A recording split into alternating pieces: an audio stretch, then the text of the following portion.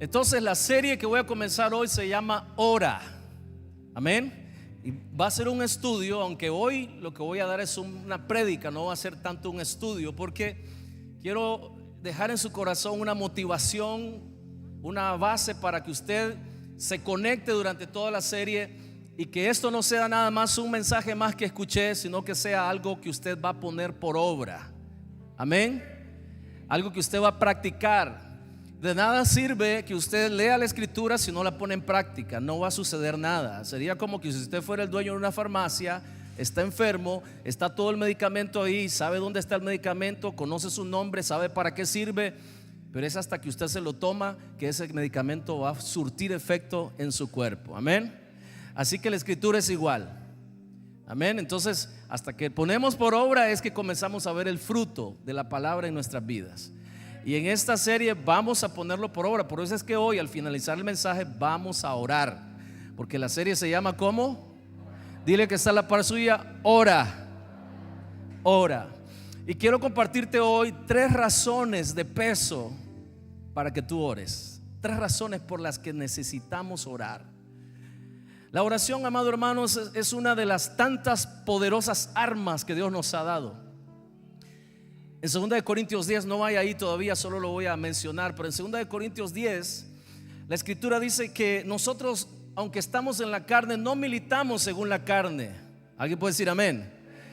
Y habla el apóstol Pablo ahí que Dios nos ha dado a nosotros armas que son poderosas para derribar fortalezas y para llevar todo pensamiento y todo argumento que se levante en contra del conocimiento de Dios, llevarlo cautivo, vencerlo. Y entre esas armas está la oración. La oración es un arma muy poderosa. Cuando usted la ejerce, cuando usted la practica, hay bendición en esto. Porque el secreto del poder de la oración no se basa en la oración misma, sino en aquel a quien estamos orando, en Dios. Entonces la oración es un medio para que el poder de Dios se desate en nuestras circunstancias. Eso no lo tenía anotado, pero está bueno, ¿verdad? La oración es un medio para que el poder de Dios se desate en nuestras circunstancias. Yo le voy a recomendar que usted venga con su cuadernito y su lápiz, o anote en el celular una nota, abra una nota ahí y anote lo que vamos a aprender esta noche, porque le va a servir mucho.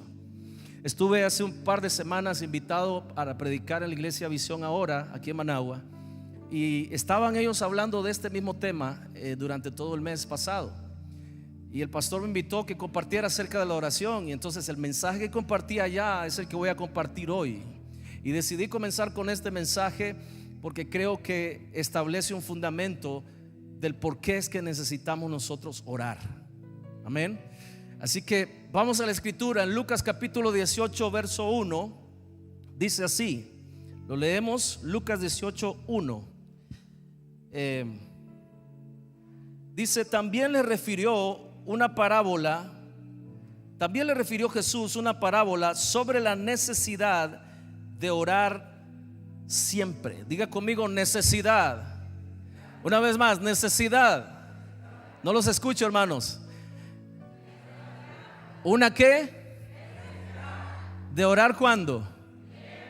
Ok. Entonces lo primero que esta noche quiero darte, la primera razón que quiero darte esta noche del por qué hay que orar, es porque la oración es una necesidad.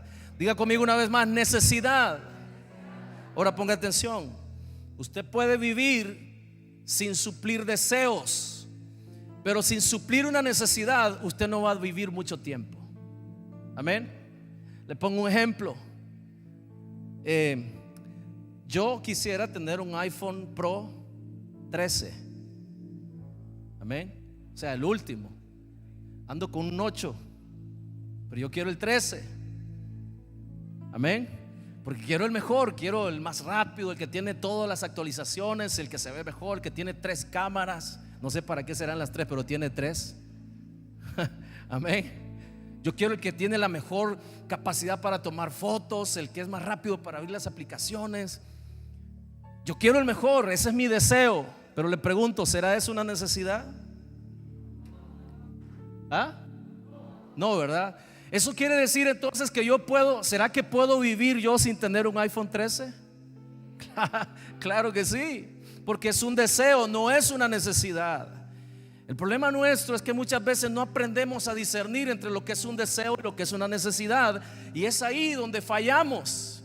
Fallamos para tomar decisiones, confundiendo deseos con necesidades, y nos metemos en problemas económicos. Porque ahí ando el iPhone 13, pero no ando para recargarlo. ¿De qué me sirve? Lo que ando es un ladrillo, no sirve para nada. No puedo llamar, no puedo navegar, no puedo usar nada de las aplicaciones porque no tengo saldo. ¿Por qué? Porque solo tenía para endeudarme y ahora estoy pagando una deuda que me va a costar, yo no sé, esos teléfonos creo que andan por $1,300. El más simple, el más sencillo, el de menos capacidad, por ahí andan, Joel, más o menos como $1,200, ¿verdad? $1,200. Y hay gente que se va a endeudar a las casas comerciales a comprarse uno de esos para terminar pagando casi 3,000. Así es, ¿verdad? Y casi dice, no, es que yo necesitaba. No, espérese un momentito. Usted no necesitaba eso. Usted deseaba tener uno de esos. ¿Me estoy explicando? Ahora contrastemos ese deseo con el agua. El ser humano, el cuerpo del ser humano está compuesto en un alto porcentaje de pura agua. Así que no se ofenda cuando le dice son pura agua, ¿verdad? Porque es cierto, somos pura agua. Y el ser humano no puede vivir mucho tiempo sin tomar agua, se muere. Nos deshidratamos y comienzan los fallos de los órganos principales y termina dándonos un paro, yo no sé qué, pero muchas cosas suceden en el cuerpo cuando el cuerpo está deshidratado. Porque no podemos vivir sin agua. Eso sí es una necesidad. ¿Me estoy explicando? Dicen que usted puede vivir, creo que hasta 40 días sin comer, sin tomar alimento. Pero sin tomar agua usted no aguanta nada, ni yo ni nadie. Porque el agua es una necesidad. Así que aprendamos a discernir entre esas dos cosas, porque es bien importante. ¿Por qué razón? Porque a veces venimos a orar a Dios y a pedirle a Dios cosas que confundimos con necesidades cuando realmente son puros deseos. ¿Alguien puede decir amén? Eso es muy importante, hermanos, que aprendamos nosotros a discernir.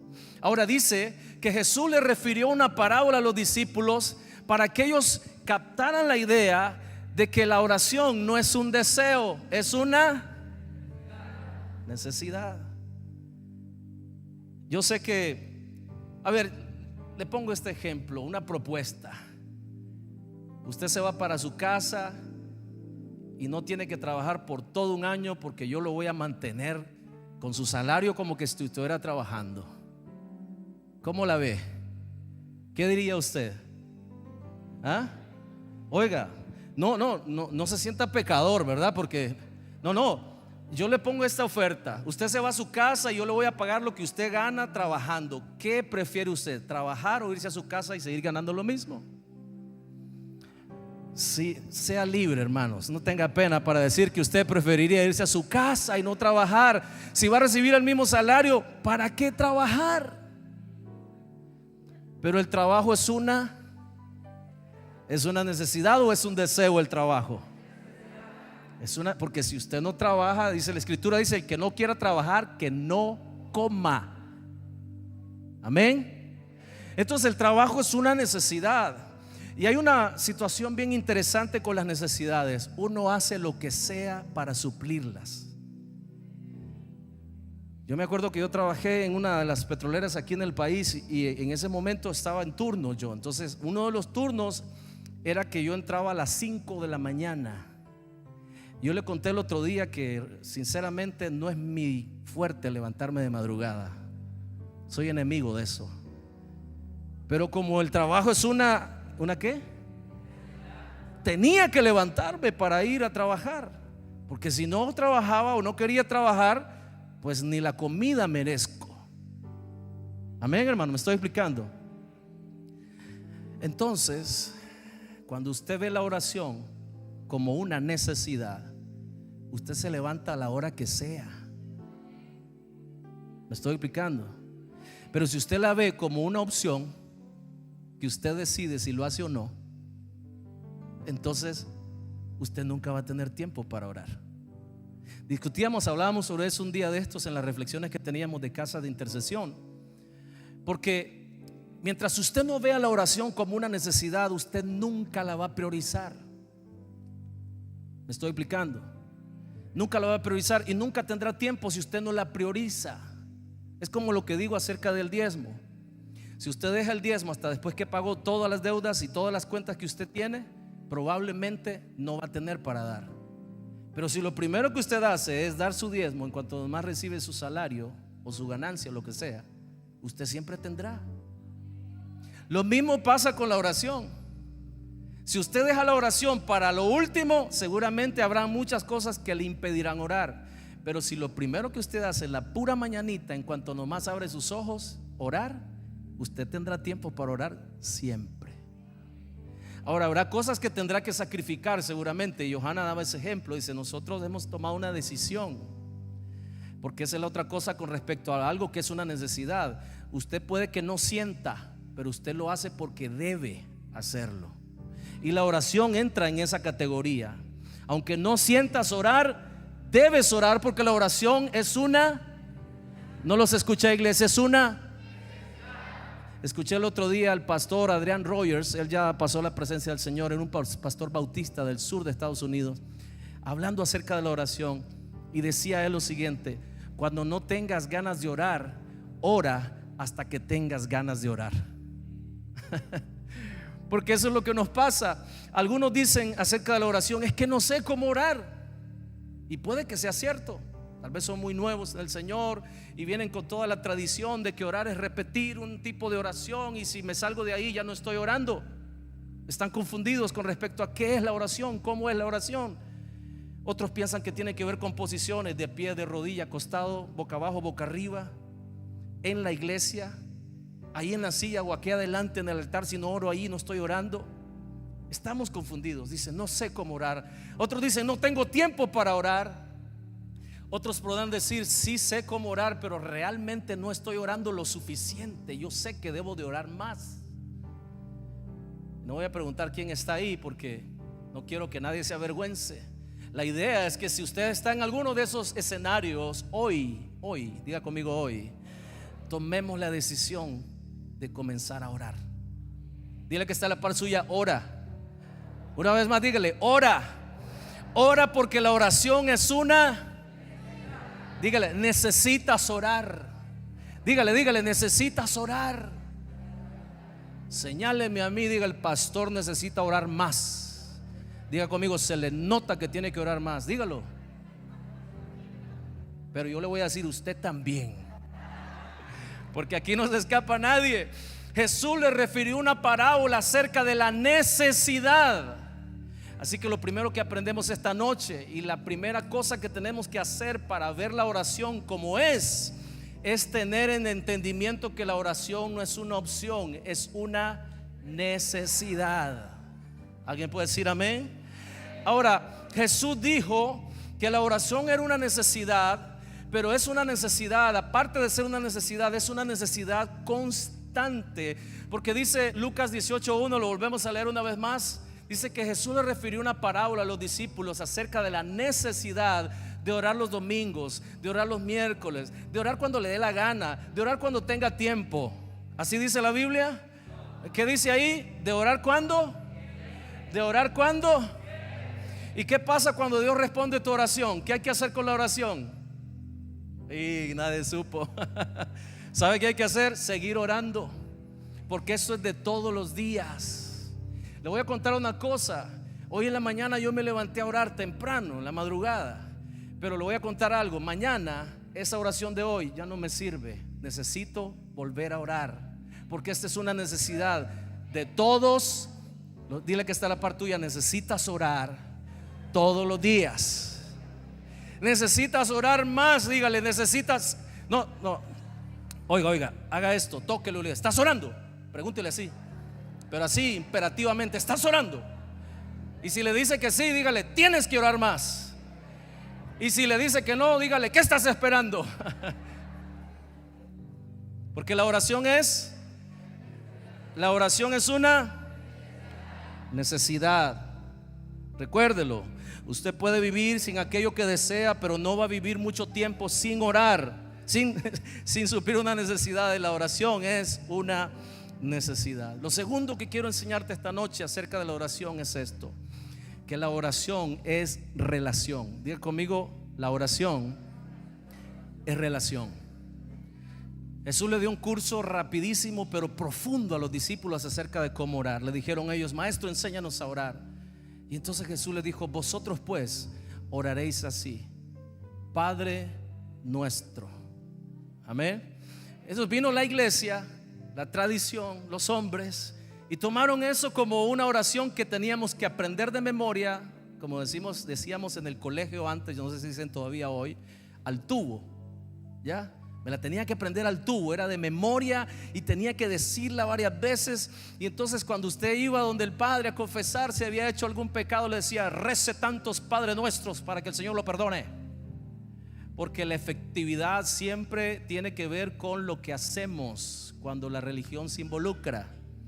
Pero esto no es de religión, esto es de relación. Y Jesús lo que hizo con esa oración fue impartir un curso de cómo es que debemos de orar. Y cuando lo vemos así detalladamente ese curso, nos damos cuenta que lo primero que Jesús nos enseña acerca de la oración es que la oración es una relación. Diga conmigo, la oración es relación. ¿De dónde saca eso, pastor? Hey, vea cómo comienza Jesús la oración. ¿Cómo que la comienza? Dice, ok, y cuando dice Padre, ¿qué es Él? Él es Hijo. Entonces, ¿de qué estamos hablando ahí? ¿No es una relación? Claro que sí, una oración entre el Padre y el Hijo. Y ese entendimiento cambia la dinámica de la oración. Nos cuesta orar porque tenemos el concepto que venimos donde el jefe a pedirle algo. Tenemos el concepto que venimos a donde Dios a tratar de doblarle el brazo para que haga lo que yo quiero que haga. Tenemos el concepto de que si Dios no responde pronto a mi oración, entonces desmayo y dejo de orar. Y la oración se vuelve tan aburrida, tan tediosa, tan monótona, porque no estoy entendiendo la base de la oración. La oración está basada en una relación entre el Padre y sus hijos. Entonces, cuando yo me acerco a Dios como mi Padre, bajo esa perspectiva, la dinámica del momento que estoy teniendo con Él cambia. Porque esto es como que usted se acerca a su mejor amigo, a ese que usted le puede contar los secretos más oscuros de su vida, esas que nadie más lo sabe, y sin vergüenza, sin temor a ser juzgado, sin temor a ser señalado, sin temor a que Dios le diga: ¡qué bárbaro! ¿Cómo te atreves a venir a contarme semejante barbaridad? Dios no va a hacer eso. ¿Sabe por qué? Porque Él ya lo sabe. Dice que Él sabe de qué tenemos necesidad aún antes que le pidamos. Dice en Mateo 6, Él sabe de qué tenemos necesidad. Así que si Él sabe de qué tenemos necesidad, la oración no puede ser solo para pedir. Porque si Él ya sabe qué es lo que le voy a pedir, entonces ¿qué sentido tiene que le pida? Por eso es que yo digo, pienso, creo que la oración es un pretexto de Dios para que pasemos tiempo con Él disfrutándolo y para que Él disfrute de nosotros. ¿Cuántos son padres aquí? Levanten su mano, padres. ¿Cuántos de ustedes tienen niños entre 2 a 5 años? Levanten su mano. Son terribles en esas edades, pero hacen cada cosa, nos derriten el corazón, ¿verdad? Uno ve las gracias del niño. Yo me acuerdo cuando yo llegaba del trabajo y mis hijos tenían esa edad. No me había bajado del carro cuando ya se me habían colgado del cuello. Y papi, papi, gritaban y brincaban entre los 4 o 5 años. Y papi, papi. Y por muy cansado, por muy estresante que ha sido el día, cuando yo miraba esas caritas, se me olvidaba el cansancio. Los agarraba, los abrazaba, me los comía a besos. Y ahora no se dejan, les da pena. Les da pena que les agarre de la mano en público, les da pena que les dé besito, les da pena que le diga a la Rebe, yo siempre le digo mi muñequita linda, y al Chele siempre le digo el guapo. Ese es el guapo. A él le da pena, sí. no sé qué se hicieron, pero si estuviera aquí me estuviera haciendo caras. Y cuando vea el video ahí lo va a ver, me va a reclamar. ¿Para qué dijiste eso? Pues haga de cuenta que Dios es igual. Porque Jesús lo que nos vino a enseñar es que la oración se sustenta en una relación entre el Padre y los hijos. Amén. Por eso es que dice: ustedes orarán así. Entendamos la oración como una relación en la que puedo ser yo mismo sin temor a que me juzguen. Una relación en la que le puedo contar a Dios las cosas que no le contaría a nadie más, y sin correr el riesgo que después vaya a contárselas a alguien y que todo el mundo lo sepa. ¿Me estoy explicando? Cuando nosotros vamos a Él, entendamos la oración como: voy a entrar a platicar con mi mejor amigo, con ese que me ama por encima incluso de lo que soy, de todos mis errores y todos mis defectos y todas mis virtudes, porque Él conoce tu inicio y tu fin. Sabe cuántas veces vas a fallar y aún así te sigue amando. Con amor eterno te he amado, por eso te extendí mi misericordia, dice el Señor, amado hermano. Así que acerquémonos pues confiadamente al trono de la gracia, dice Hebreos, para alcanzar misericordia y oportuno socorro, porque el que está sentado en ese trono es tu papá. No es el colochón, no es el hombre. Dice: voy a ir a hablar con el hombre. Y ahí vas a hablar con el hombre así, en esas condiciones, y entra: Señor, perdóname por todos los pecados que hice. Y si vamos a hablar con el jefe, entonces vamos buscando que el jefe entienda mi caso y entonces me supla la necesidad que yo tengo. Pero lo veo nada más como una relación que suple necesidades, no como una relación de amistad, de cercanía, como una relación. Dios quiere que lo veamos como una relación de padre y los hijos. Allá en la casa no hay mucho, pero hay. Y todo lo que hay, mis hijos no tienen que pedir permiso, porque ellos saben que está ahí para ellos. ¿Me estoy explicando? No tienen que ir a mí y decirme: papi, por favor, ¿puedo agarrar un poquito de leche? Ellos van, abren la refri y agarran lo que quieren. Ellos no saben cómo, pero ellos saben que papá va a suplir. Ni cuenta se dan de los malabares que tengo que hacer para pagar las cuentas de la casa. Ni se preocupan, porque esa no es la preocupación de los hijos, esa es la preocupación de los padres. Y nosotros tenemos al mejor de todos. Y yo quiero pedirle esta noche que usted le dé un fuerte aplauso al Padre. Y cuando usted ore, recuerde, diga: papá, diga: Padre. Una vez más: Padre. Porque eso es, ahí se sustenta la oración, ahí es como comienza la oración. Entonces cuando entramos de otra relación fallamos, y por eso es que no entendemos la oración y su esencia. La esencia de la oración está ahí, en la relación que tenemos con el Padre, la libertad que nos da Él de acercarnos a Él y de tener esa relación con Él. Pero viene la segunda, y esta segunda sí está fea, porque es otra relación. La primera es la del Padre, pero la segunda dice: Padre, ¿cómo dice la siguiente palabra? Padre nuestro. ¿Sabe lo que implica la palabra nuestro? Que Él es tu Padre, pero también es mi Padre, y eso nos convierte en hermanos. Y la relación, escuche, la relación con tu papá se verá afectada directamente por la relación con tus hermanos. Yo sabía que no iba a haber muchos amenes ahí. Ay, Dios es mi Padre, gloria a Dios, aleluya. Sí, yo soy tu hermano. ¿Qué? Yo sé que hay algunos hermanitos, hermano, que hágale. Hay algunos progimitos que hágale. Pero o los amas o no hay relación.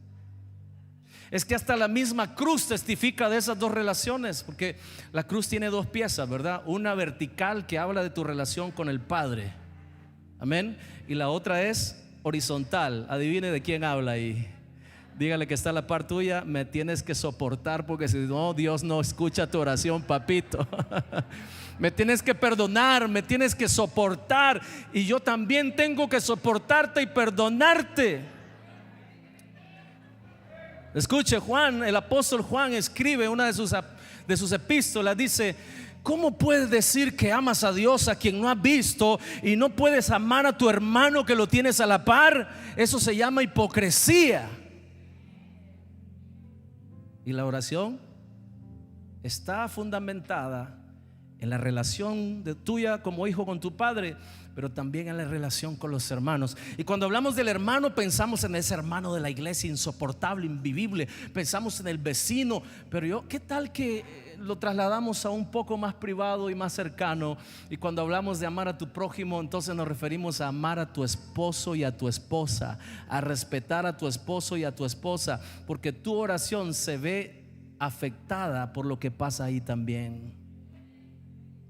¿O no dice la escritura que nosotros los hombres tenemos que vivir con ellas con sabiduría, teniéndolas como vaso frágil que son, porque también son coherederas de la gracia junto con nosotros? Y dice después el apóstol Pedro: para que tus oraciones no tengan ¿qué cosa? No tengan ¿qué cosa? Así que pida perdón, perdone, para que tus oraciones no tengan estorbo. Así que la oración es una necesidad, amén. Una necesidad que se sustenta en una relación, o más bien dos relaciones, pero una es la que garantiza este permiso, esta libertad que tenemos para entrar en su presencia. Y lo tercero que quiero enseñarte sobre la oración es que la oración es prevención, y podríamos agregar que la oración es resolución. Le voy a contar una anécdota para que tenga más claro el panorama. Dice esta historia que había un predicador que había sido un boxeador antes de ser un predicador. Había sido campeón mundial, buenísimo a los puños. Y el hombre un día se encontró con Cristo y decidió dejar todo. Se retiró, colgó los guantes, dejó el ring y se dedicó a predicar el evangelio a toda criatura, a donde fuera que lo invitaran. El hombre era un apasionado de Dios.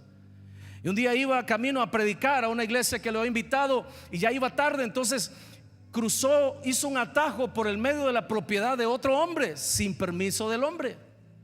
Y cuando él iba caminando por ahí, el dueño de la propiedad salió y le dijo: ¡hey! ¿Qué estás haciendo en mi propiedad sin permiso, abusador?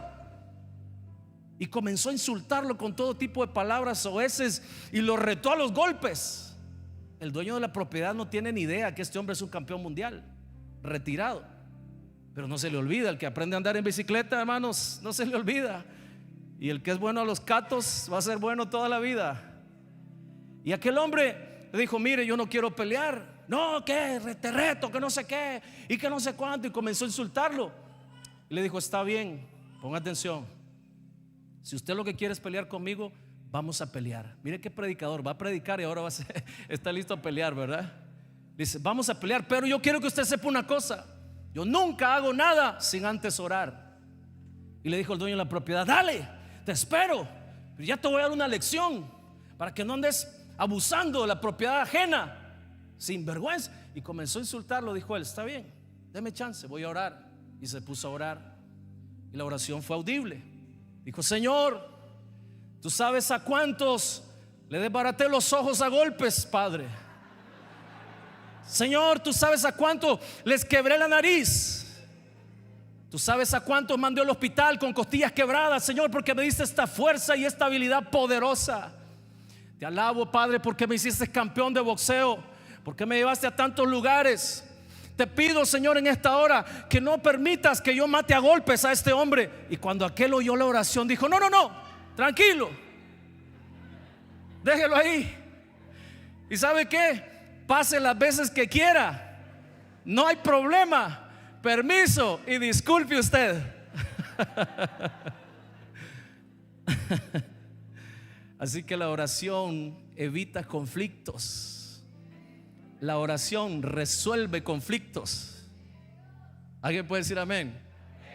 Es una linda historia que nos ayuda a tener el entendimiento de esto que te quiero enseñar hoy, en este último punto.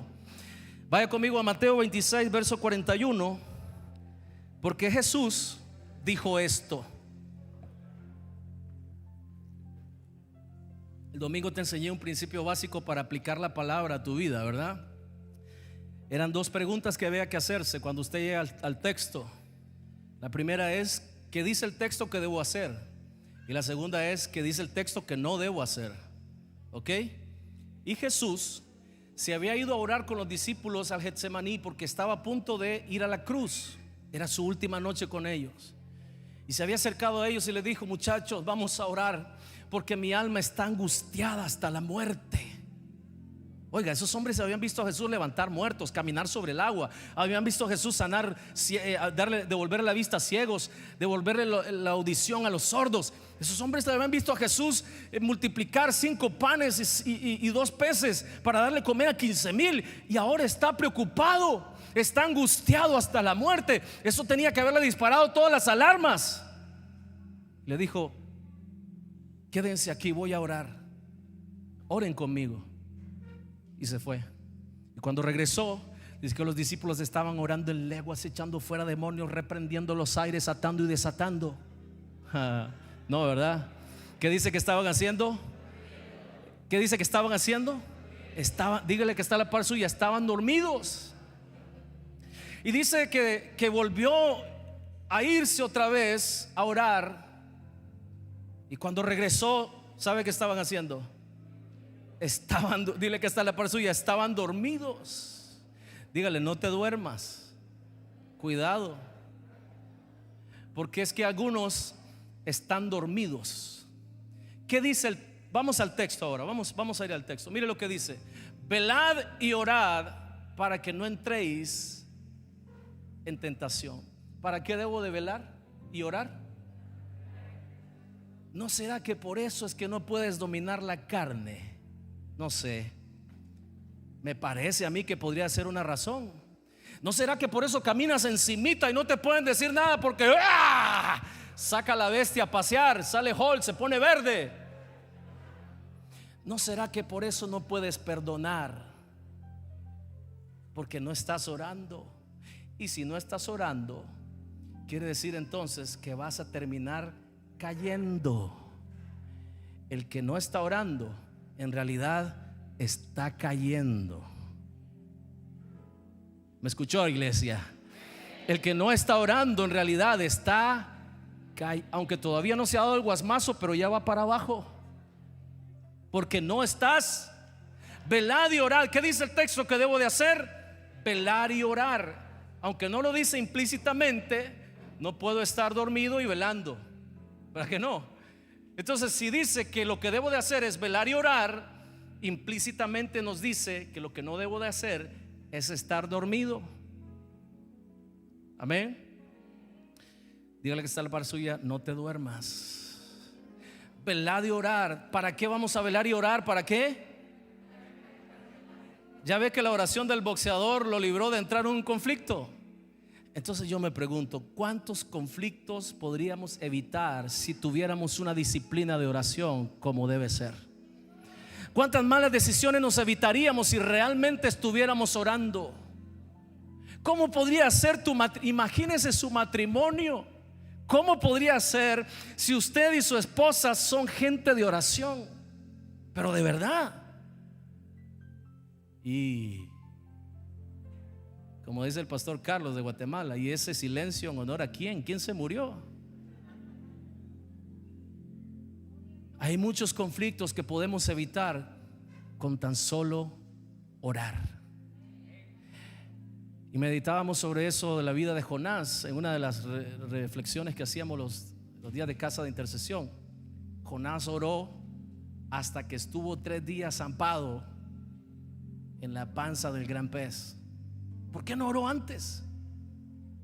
¿Por qué? Y reflexionábamos ahí, y una de las cosas que recuerdo que decíamos ahí es que tal vez Jonás no oró porque sabía lo que Dios quería que hiciera y él no quería hacer eso.